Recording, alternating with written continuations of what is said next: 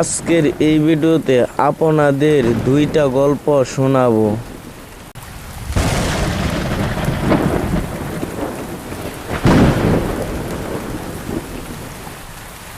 আজ 3 দিন ধরে বৃষ্টি হচ্ছে, আকাশটা যেন ফুটো হয়ে এসেছে, এরকম ভাবে বৃষ্টি হচ্ছে। এই বৃষ্টির সময় হরি চাচা প্রতিদিনই মাছ ধরে। বৃষ্টির সময় রাতের বেলা হরি চাচা মাছ ধরে, অনেক মাছ পাওয়া যায়। হরি চাচা একলা একলা মাছ ধরতে বের হয়েছে।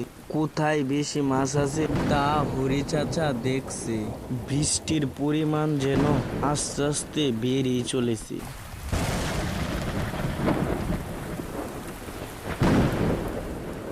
কিছুক্ষণ পর বৃষ্টিটা থেমে এলো। হরি চাচা নদীর মাঝখানে যাওয়ার পর দূরেই দেখতে পেল কেউ বা কারা যেন লাশ নিয়ে যাচ্ছে।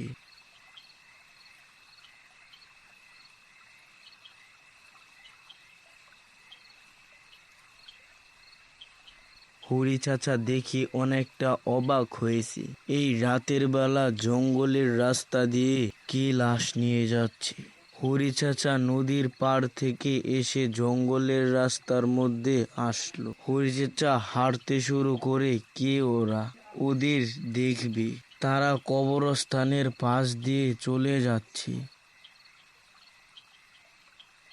হরি চাচা তাদের পিছনে পিছনে যাচ্ছে। হরি চাচা সামনেই দেখতে পেল তারা একটা পরিত্যক্ত বাড়ির পাশে কবর দিয়ে হাওয়ায় মিশে গেল। এত তাড়াতাড়ি কবর দেওয়া অসম্ভব ব্যাপার। হরি চাচা সেখান থেকে দৌড়ে পালিয়ে যেতে থাকে।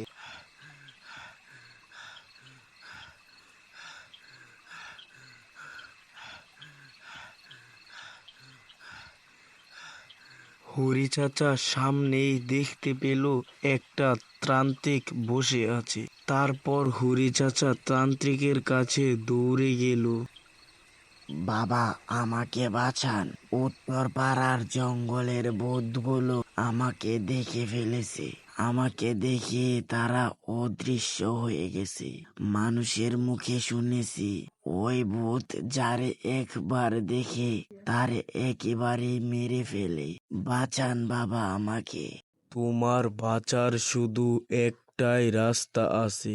এই গ্রামটা পেরিয়ে একটা শহর পড়ে। এই শহর পার হয়ে একটা গ্রাম আসবে। এই গ্রামের মধ্যে কচুরি পানার গাছ আছে, যা এই আশেপাশের গ্রামের মধ্যে নেই। সেখান থেকে 5টা কচুরি পানার গাছ আনতে হবে।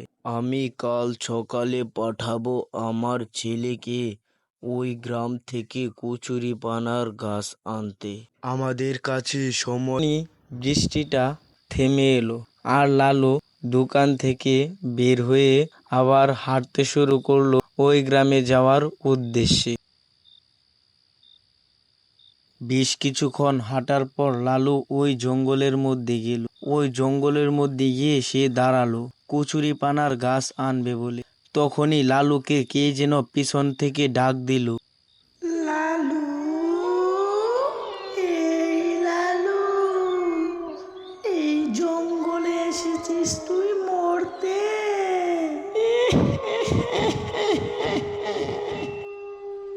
সেই সময় লালু সেখান থেকে প্রাণ বাঁচানোর জন্য ছুটতে শুরু করে। তার পিছনে একটা সাদা ধোঁয়া ছুটছে। এই সাদা ধোঁয়াটি হলো একটি পিশাচ।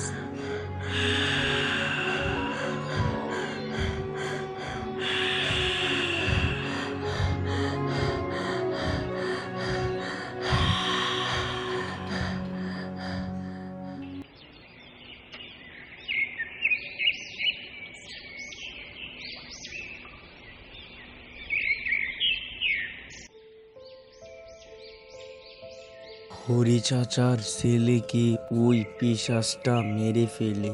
বন্ধুরা, এবার কি হরি চাচাকেও ওই ভূতটা মেরে ফেলবে?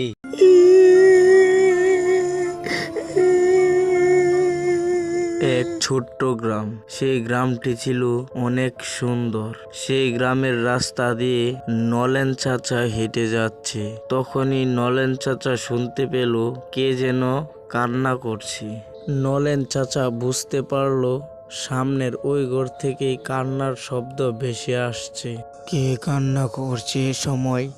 আমার তো গিয়ে দেখতে হবে, কেউর কি বিপদ হলো নাকি? মনে হচ্ছে সামনের এই ঘর থেকে কান্নার শব্দ ভেসে আসছে। মনে হচ্ছে এটা একটা ছোট মানুষের কান্নার শব্দ।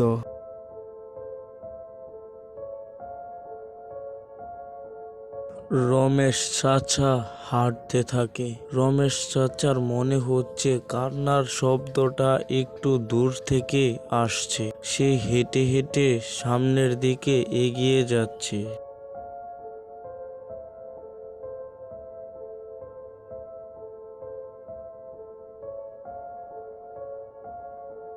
নলেন চাচা সেই ঘরের মধ্যে উপস্থিত হলেন। তোমার কি হয়েছে? তুমি কান্না করছো কেন? আমাকে বলো, তোমার কি লাগবে?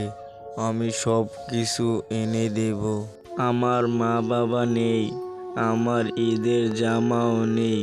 আমি ঈদের মধ্যে নতুন কাপড় কিভাবে কিনবো? আমার কাছে টাকা পয়সাও নেই, কেউ আমাকে নতুন কাপড় কিনে দেয় না। আমি সবাইকে বলেছি আমাকে ঈদের নতুন কাপড় কিনে দিতে, সবাই আমাকে দূর দূর করে তাড়িয়ে দিয়েছে। তুমি তোমার গ্রামের মোড়লকে বলনি তোমাকে ঈদের জামা কিনে দিতে? বলেছি তো, কেউ আমাকে ঈদের জামা কিনে দেয়নি। তারা আমাকে দূর দূর করে তাড়িয়ে দিয়েছে। আসো আমরা এখন বাজারে যাই, তোমাকে আজকে নতুন ঈদের জামা কিনে দেব। নলেন চাচা আর সেই ছেলেটি বাজারে যাওয়ার উদ্দেশ্যে রওনা দিল।